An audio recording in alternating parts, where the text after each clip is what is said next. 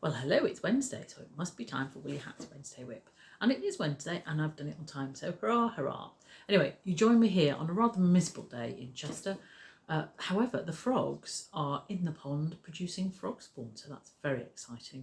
When we go out the back door, all we hear is a plop, plop, plop, plop, plop, plop, plop as they pop back into the water. So hopefully they're not being deterred by this rather grim, dull, cold, wet weather. Anyway.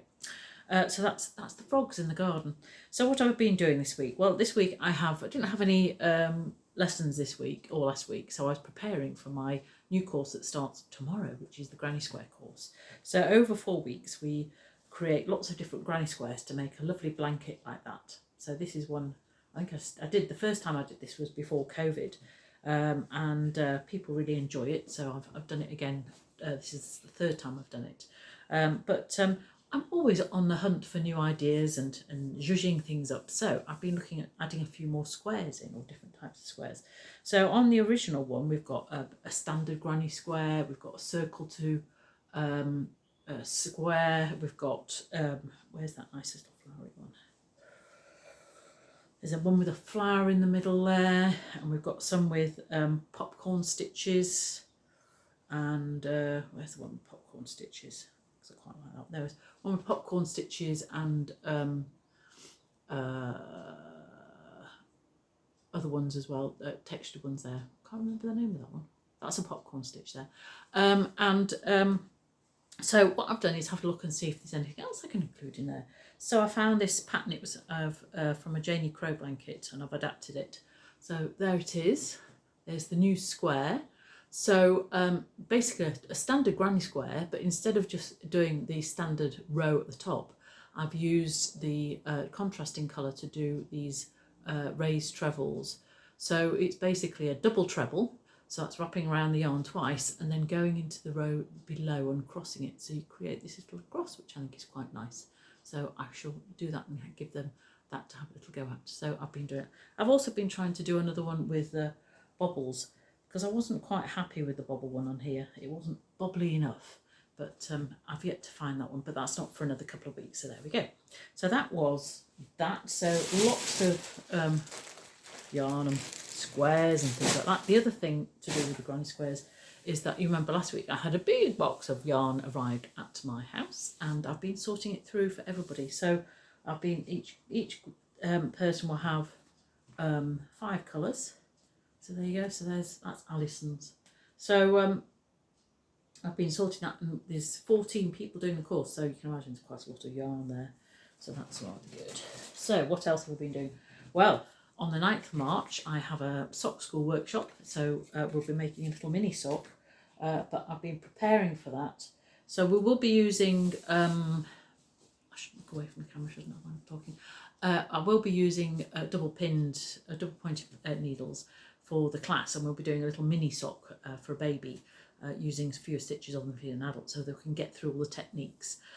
But I thought I'd also show people how to use a magic ring. So I looked in my sock yarn drawer and found this lovely striped, self-striping yarn from the Yarn Badger, who I've used before, and it's lovely merino wool. And I bought this at Yarndale last September.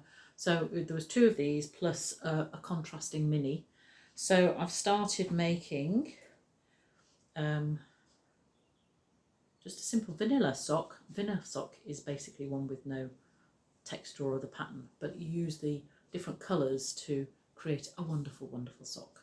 So there's the contrasting yarn, and here I am using the magic ring. So it's like, I quite like this method. So it's like using 2 straight needles, but it's actually circular, so you don't have to create seams. It's quite a magic little thing. So I'll be showing people how to do that on the sock school session as well. Look, it fits in my jumper. There you go.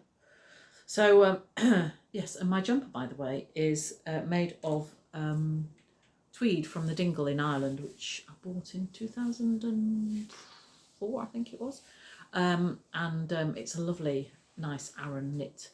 It's a nice, simple design. I think it was Erica Knight from the Rowan catalogue magazine many years ago, but it's one of my favourites. I haven't worn it for a while because I've got so many favourites. I have to take them in turn. So this week it's dingle tweed or Irish tweed, which is lovely. And I do like orange, as some of you may know or haven't noticed.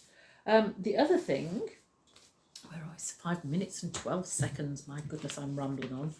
I've noticed that Cassie Ward, who does lots of crochet designs, has brought out a book which is very pertinent considering we're starting a Granny Square course. It's called Granny Square Fashion, and it's a whole book of things to make using granny squares. So if you are coming on the Granny Square course, you might want to have a go at that. And I've just noticed that there's another one there, look. So Granny Square clothes are in. So there's that's just using the basic granny square, not even any fancy ones.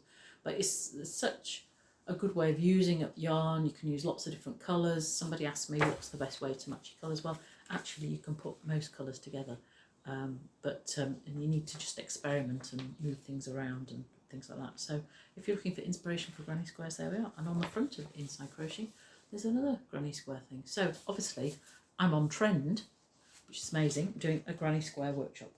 So I think that's all from me this week. I'm off to do some more sorting and organising for the classes which start tomorrow. And I will see you next week. Bye for now.